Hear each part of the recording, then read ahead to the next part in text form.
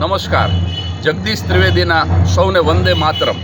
આજે અહીંયા ભાવનગરના આંગણે અનિલભાઈ પંડિત મળ્યા. ઘણા સમયથી મોબાઈલની અંદર અમારે વાતચીત થતી રહેતી હતી. આજે પ્રત્યક્ષ મળવાનું બન્યું અને હું જાણીને ખૂબ રાજી થયો કે નિજાનંદ પરિવાર નામની એમની જે સંસ્થા છે એમાં કોઈ પ્રમુખ નથી, કોઈ મંત્રી નથી, બધા જ સ્વયંભૂ શિસ્તથી કામ કરે છે. 400 જેટલા સભ્યો આ સંસ્થાની અંદર છે અને મને જાણીને આનંદ થયો કે 90 જેટલા પરિવારને દર મહિને એ નિયમિત રીતે રાશન પહોંચાડે છે.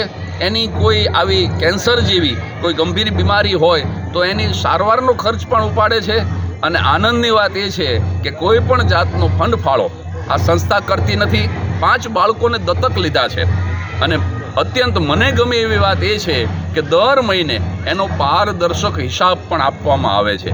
તો આવી નિજાનંદ પરિવાર જેવી સંસ્થા દરેક ગામની અંદર જો ઉપલબ્ધ હોય તો મને એવું લાગે છે કે ભારતની અંદર કોઈ ભૂખો ન રહે, કોઈ દવા વગર ન મરે.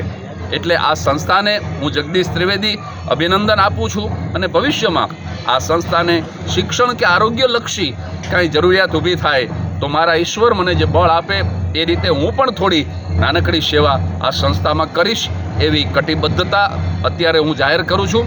તો આ સમગ્ર સંસ્થાને અનિલભાઈ પંડિત અને 400 સભ્યોને જગદીશ ત્રિવેદી સાધુવાદ આપે છે. ધન્યવાદ.